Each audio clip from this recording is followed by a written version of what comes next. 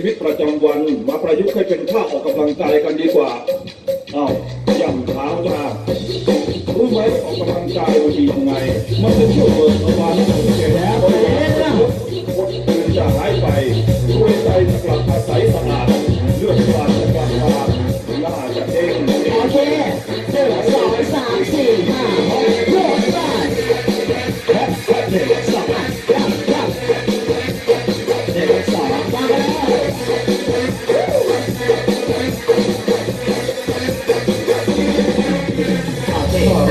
ถ้าโบกแท็กซี่ยื่นแขนออกมากันเร็วพอจากนั้นก็สมัครแขนโ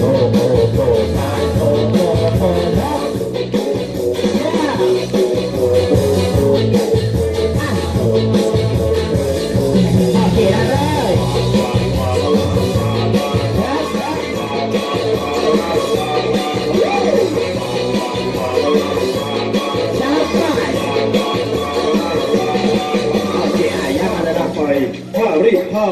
จับเตารีดโอเคไปเลยจับ